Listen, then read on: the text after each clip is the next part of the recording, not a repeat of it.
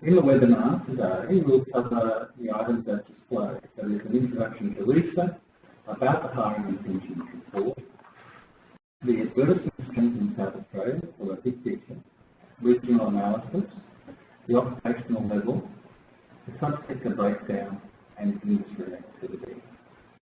Please send questions relating to any of these items through as we go through the web panel. Do not wait until the end, because that might take us some time to achieve the response. If you send those through, we will be able to respond at the completion of the program. So RESA, or the Resources and Skills Alliance, is an industry-governed not-for-profit body. Fundamentally, our objective is to increase jobs and opportunities for South Australians. We do that in a number of ways.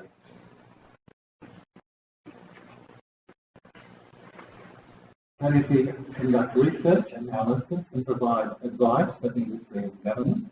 And this webinar today is part of that research and advice. We undertake workforce design and capacity development programs and services to improve the skills and capability of the industry. And we undertake business capability programs to provide the net sector, or the supply chain of the resources sector, with the skills and capability to be successful within the sector. When we talk about resources, we're talking about mining, energy, including renewables, and related construction, engineering, and services.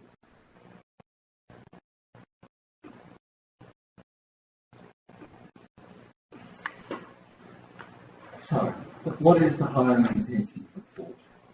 We've been gathering data for more than five years now, and that analysis of this report since the beginning of 2013. In the context of the mining industry, the resources activities in South Australia provide the leading indicator of jobs growth or change and economic activity within the sector. Our data, we generally follow the ANZIC mining sector as determined by the ABS. So this includes the oil and gas as a subsector.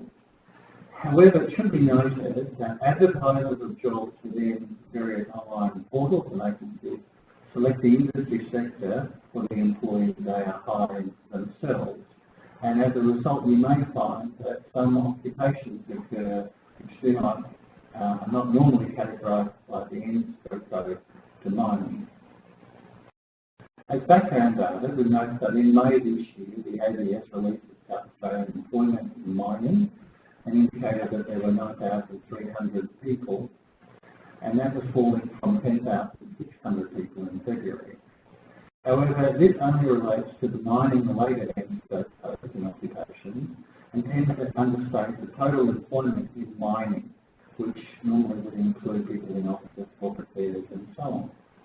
So this does not count those support and supply chain jobs directly, and that's why the mining figure that is sometimes referred to by ENSCO is different to the figure that we use. If we include the mining, equipment, technology and services sector, we see that job numbers in South Australia are about 15,000 as reported by Osmine and Metric United. And that would take total employment to mining with its supply chain to about 25,000. You can see therefore that mining continues to make a significant contribution to South Australian economic growth and development. The Australian mining industry has a highly skilled workforce and offers great opportunities for careers and rewards in a very employable sector. And the supporting activities in the mining equipment technology sector also support that.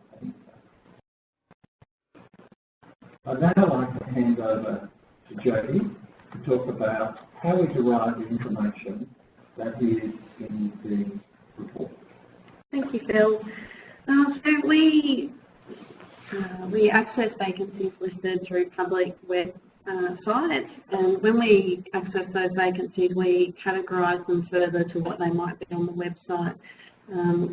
So we look at jobs specifically for South Australians and all jobs that are located outside of South Australia that South Australians can access. So if it's a FIFO job to the Cooper Basin in Queensland, then we would count that as a South Australian opportunity because it is a job for a South Australian.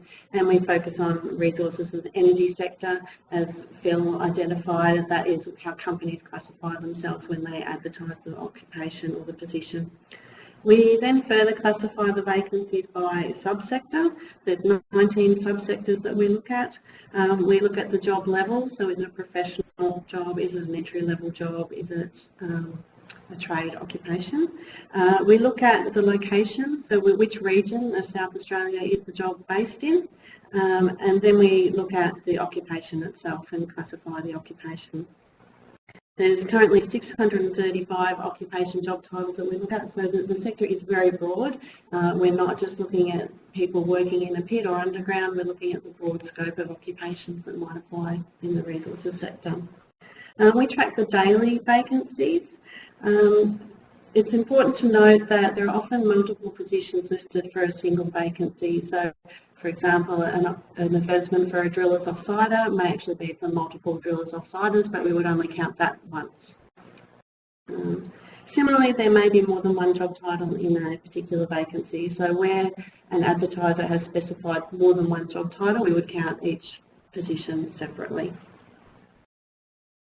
So we are looking at the number of advertisements placed, not the number of positions. So if an advertisement is placed for 20 plant operators, we would count that as one advertisement. So this number could significantly understate the real hiring intentions of the workforce. Absolutely, Bill. Yes, absolutely. In this current slide, we're looking at the overall trend over the last 4 years.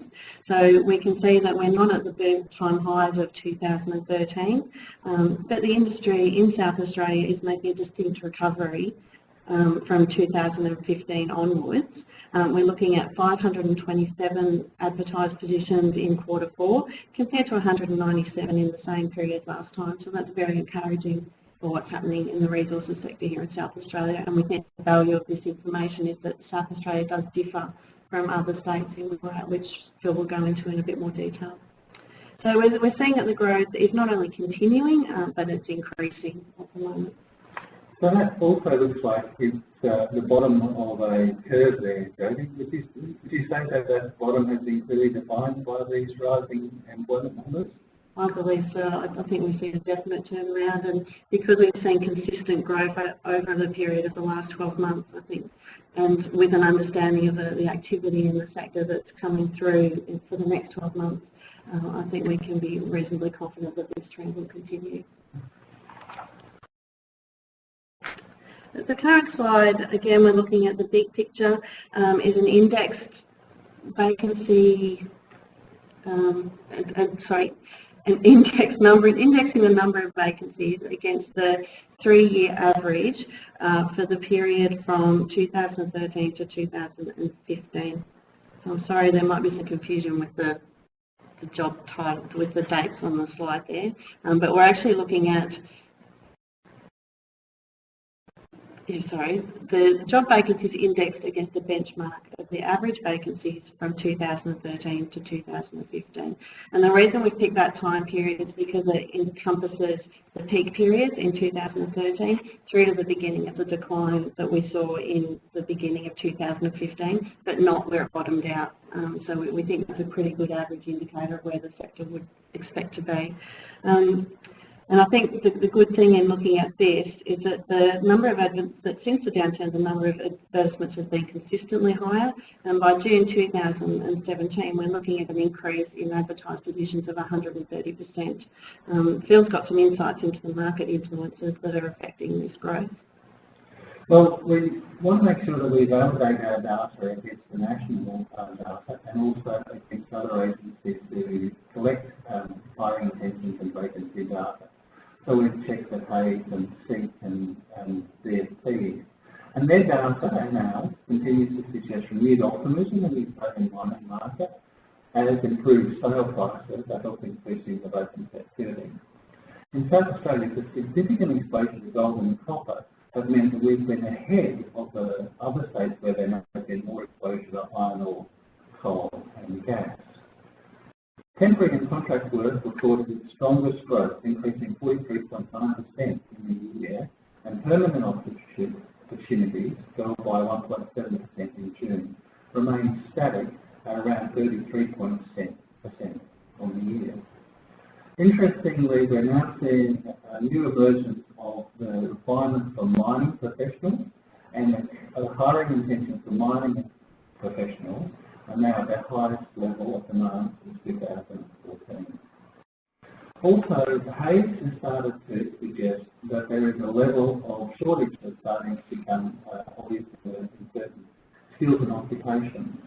And we see that those mass redundancies that occurred previously, as people are now, as organisations are now moving back to fill those roles, they're looking about how they able to do that. And so as a result, some employers are now considering employees or candidates with no mining experience. And that will become more prevalent in South Australia as the pool of available workers is quickly used up in projects. It's interesting that workers who are new to the sector bring different ideas and from other industries and really whatever earning expectations were brought into the market from the time ago. Other jurisdictions are also starting to look at FIFO again as an option for doing for employment. On the next slide, we will see that this is the BSP average of national employment in the Resources Job Index against the commodity index price. And it can be shown nationally the growth in employment opportunities is not as strongly defined as it is in South Australia. And since the price index of the commodities has started to taper off in the lower part of the financial year, we've seen a slight decline in the index in the national market. In South Australia, we had continued strong growth up until May, and then in May and June, we started to see some slight revisions, but it's nowhere near as strong as it was in the national market. Now moving on to the quarterly vacancies report. Jodie, what's the capture? Thank you, Phil. The first graph that we're looking at here is a breakdown of the job advertisements by region. So we can see that predominantly the vacancies are listed in Adelaide and Cooper Pedy in the outback regions. We have 49% in remote and regional areas with 51% of the jobs in Adelaide. So it's pretty much, it looks like an even split between the regional vacancies and the Adelaide-based vacancies. We have seen that over 8% of the vacancies are in Whyalla and the Eyre Peninsula for this quarter, and that is a bit of an increase from previous quarters, which is an encouraging sign. And we would expect that with RM having announced that Liberty House will be moving forward with their operations, and when Iron Road is ready to make some progress, that we'll be able to see a lot more happening in this space in the upcoming financial year. The next slide indicates why Adelaide might not be an accurate reflection related to work location. So we just wanted to point out that although 50% of the vacancies are listed for Adelaide, when we break that down further into occupational groups, you can see that drilling and blasting, equipment operations, mechanical and metal occupations and maintenance occupations make up just over 40% of the Adelaide-based vacancies. So we can reasonably expect that a large proportion of these positions would be administered from Adelaide but undertaken in other regional locations. So, for example, it's very unlikely that underground production drillers are being employed in Adelaide. So seeing the corporate head offices put the advertisements in for those drillers, but the actual occupation will be involved, will be on site in the region. So most of the employment will be in regions of South Australia. I think that's key.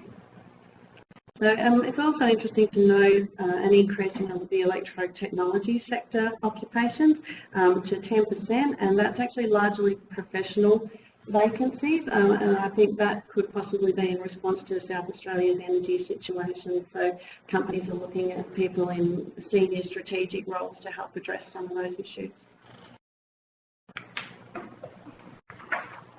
By comparison, when we look at regional occupations in Coober Pedy and the Outback, we can see that 23% of the advertisements are for operators, 27% for maintenance and mechanical type roles, 10% in engineering and engineering management, and 10% for drilling and blasting. The electrotechnology roles are at 9%, which is up from previous quarters as well. So we are seeing what we would expect to see in the regional areas, in that a large proportion of the roles are operational, because that's where the majority of the resources sites are located. The next slide provides some insight into the types of organisations listing the opportunities in each of the main regions. So if we look at Whyalla and the Eyre Peninsula, for starters, we've got 4 resource companies advertising in the quarter: Arium, OneSteel, NiceStar and South Australian Power Networks. 2 METS companies and 8 contractor companies, so that would be labour hire or contracted workforce type organisations. And the reason we break the data down to this point is to demonstrate that the mining company itself, or the resource company itself, may not be the employer or the advertiser when it comes to resources jobs. That a very large proportion of those employers are actually going to be a second tier provider to the major operating company. When we look at the breakdown for Coober Pedy and the Outback region, we've got 3 resource companies that have advertised in this quarter: BHP Billiton, Q River Mining and Oz Minerals. We've seen 14 METS companies advertising, which is an increase from the previous quarter, and it could be indicative of a flow through of opportunities to supply and service companies as activity increases in the region. There's also 27 contractors advertising in this period, and that's companies like Pybar Mining, Exact Mining, that provide project-based workforce to the primary operating companies. Although the total number of ads for the Adelaide and the Hills area isn't extremely high, we've got 97 advertisers, but keep in mind that's also companies with corporate operations based in the city. We've seen 8 resource companies advertising and 31 recruitment and labour hire organisations advertising Adelaide positions. So some of those will be technical professional occupations, but there are also those drilling and blasting equipment operator type positions that we mentioned earlier that seemed a little bit misrepresented as Adelaide-based jobs. This slide gives an indication of the occupational level breakdown. So we look at it for the quarter and then also track it across the quarter to see if there's been variation. So what we can see here is that there's 50% of trades and operator positions, which is the same as in the previous quarter, 28% professional advertisements and 9% in supervisory management positions, which is actually an increase, and it could mean something along the lines of expansions of operations teams that needing supervision. From the last quarter, when we track month by month, we can see that entry-level opportunities represent 7% of the total vacancies for the quarter, and we are starting to see some trade apprenticeships which have been notably absent in the probably 9 months prior to that period, 9 to 12 months prior. We're seeing an increase in the proportion of operators during the quarter and an increase in trade opportunities, which indicates it's not just a response to shutdown activity, that this is possibly ongoing demand that we're looking to see. So it's interesting that at the same time we're starting to see apprenticeship opportunities, we're seeing a greater demand for trades as well. So we've seen professional occupations increasing in proportion to the overall number of vacancies. And also in the second tracking graph, we're seeing that there's that increase in trade vacancies and decreasing in operator and professional opportunities as we got towards the end of the financial year.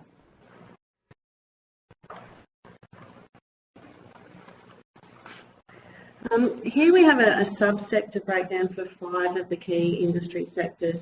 So we can see consistent growth across a range of job types, and the reason we've selected these is because they are highly indicative of what's actually happening in the sector, or the major, I guess, occupational areas that we see advertisements being placed for.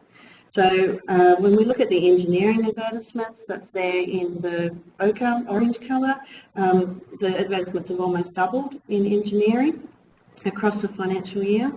When we look at equipment operators, we've seen significant increases, keeping in mind also that the single advertisements often represent multiple job opportunities. So as Phil picked up earlier, we're seeing this big growth in that bright blue line, and that's just the number of job advertisements, which the vacancies could be 5 times that or more. Mm-hmm. And this is an index chart as well, so they all match against an index, so we have a matching scale. Geoscience and surveying is starting to demonstrate a demand, and that's quite encouraging because for probably 2 years we've only been seeing 1 or 2 vacancies in the field type and the data analysis sides of things, but we're actually starting to see more activity in that earth sciences area. And like equipment operators, single drilling and blasting advertisements often reflect multiple positions. We're looking at drilling and blasting, the job ads have doubled during the financial year. And this is interesting because drilling is often seen as a leading indicator for activities in resources. So when the drill rigs go out into the field, we know there's more activity to follow and opportunities that flow on from that. Keeping in mind, however, that this drilling and blasting does include underground production and drilling, and there's been some quite big projects in that area in this period. We do have here oil and gas advertisements as a separate slide. Again, this has been an area where there's been very little activity in South Australia, but we are starting to see quite a significant increase from Q3 to Q4 in the oil and gas sector as well. And it's actually increased now to 5% of overall vacancies in the last 6 months.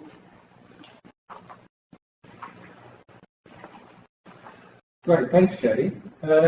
I guess all of those advertisements have been supported by a number of employers who are out there and the projects that they're working on. So what I was just showing you here is a cross-section of the projects that are currently being conducted or coming onto online.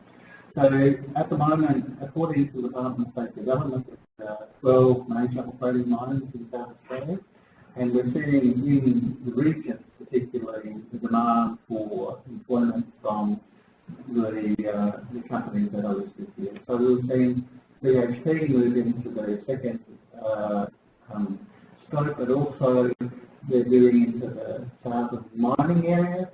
Carrapateena project is continuing to be advanced, and Fibre have been doing the decline for that and has been commissioning the second decline. The Portia gold mine has come into production. Senate Energy has moved into the Steel Basin with the exploration project, and a number of other organisations are starting to ramp up their activities.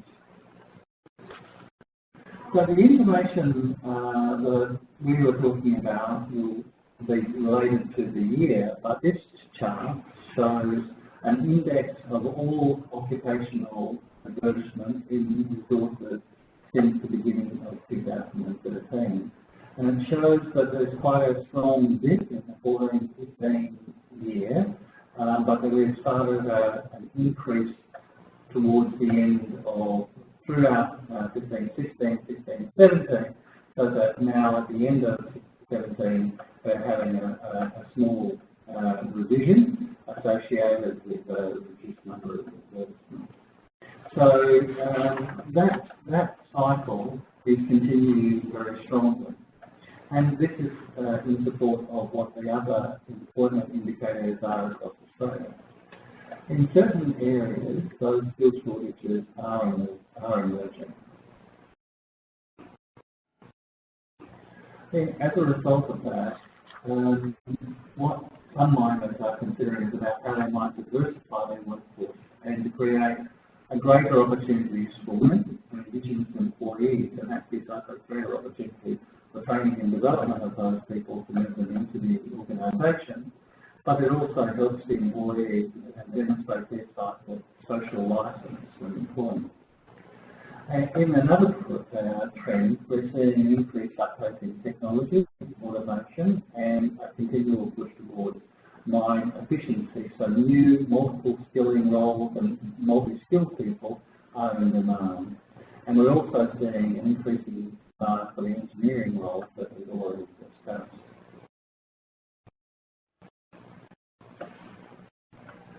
So the opportunities in 17-18 next year look like they'll be along the same lines as we found this year. That is, gold and copper have been very strong performers, and those companies that are working in that space are employing more. The number of new projects that are coming online also include other commodities, and you would expect that we will see a revamp or a reconsideration of the iron ore mine that goes in line with the Arian project and the Liberty House activity, and progress of Iron Road towards their mining licence at the Central Bear Iron Project. Jackson Ambrosia, the project of Luca, which is a mineral sands project, has moved back out of care and maintenance and into production.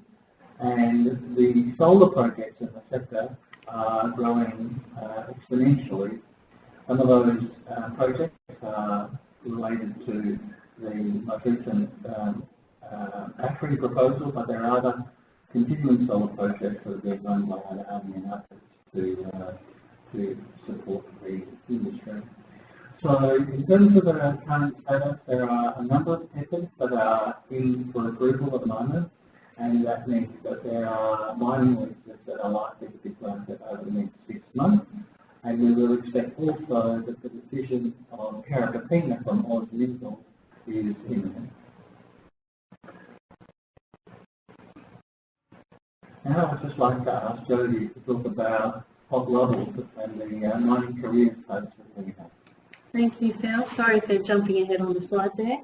So we'd just like to take this opportunity to mention RESA's RUBBLE website. So in addition to monitoring the South Australian resources and energy workforce requirements, RESA's RUBBLE website provides information and opportunities to link individuals to industry, to access information on careers and pathways information, and to gain an understanding of the resources sectors. So recently the graduate program facilitated through the RUBBLE website is RESA's initiative to link engineering students with industry placements, and so far that project has enabled 18 students to meet their course requirements and graduate. So we'd really like to encourage you to take a look at the RUBBLE website and the programs and opportunities that are available, and if you have other ideas for what you think might be useful for you or for the individuals or the companies that you work with, then please feel free to let us know, because we're always interested in new ideas. The other thing I have to say, Jody, is that in terms of career activities, there is a stream of social media that comes out of RUBBLE, which provides the latest updates on job availability for candidates who register there. So if you're an engineer or a driller looking for a job and subscribe to the Twitter feed or the social media feeds from RUBBLE, you'll get a constant stream of jobs that come in and that you can be aware of. So it's very much an awareness-raising activity. As far as the activity of RUBBLE, we would also like to work with companies and organisations to provide work experience to some of those people in their industry. So if there's interest in that, please let us know. And that concludes the presentation that we've done today. I think you'll see that it's a very positive image in South Australia, and we'll now move on to questions. So the first question I have is, does South Australia have high unemployment? And how is South Australia rated against the other states with the employment in the resources sector? Well, nationally, the employment sector has had a significant decline in the total employment over about 3 years since the downturn in the 14-15 year, and employment has been growing more slowly than it was previously. However, in South Australia, we've had a significant increase. You have to recognise, as I mentioned earlier, that the number of directly employed mining occupations in South Australia is a relatively small part of the national employment in the sector. However, there are some operators in South Australia who hire people here and move them in FIFO or through other arrangements into international programs and in some cases international programs. So the opportunity for employment in South Australia is growing on a daily basis. I'll just hand over to Jodie, has another question. Thank you, Bill. So we have a question about a breakdown in the drilling roles and whether we can identify roles for oil and gas versus mineral exploration drilling, and the answer is yes. In the oil and gas data at the moment, if a job is identified as related to well crew, it's already categorised as an oil and gas occupation. We do have the data, and so it's not a report that we currently have available, but we have the data and we could certainly put that together, and it wouldn't take us long to do that. So if you have an interest, please shoot through an email and I can get back to you with the actual breakdown for the last 12 months. There's also a second question here, looking at FIFO roles for South Australians in other locations interstate, and how do we show this in your data? So if the job's advertised as FIFO in the description of the job, so it's been placed for an Adelaide region and it's identified as FIFO from Adelaide. It's not represented separately in the data. We don't pull out the FIFO opportunities, we're just looking for opportunities for South Australians. So it's not separated, but we do incorporate it where it's listed as a South Australian job, and we can clearly see that it is a FIFO. So if it's a job that's advertised in Adelaide for Port Hedland and people need to locate locally, then we don't count that in the data. Thanks. There are no more questions, so I hope that you found this quick briefing on the hiring intentions in South Australia valuable. We look forward to any feedback, and we've provided some information here about other activities that RESA is undertaking, and we look forward to working with you in the future. Thank you and goodbye. Thank you.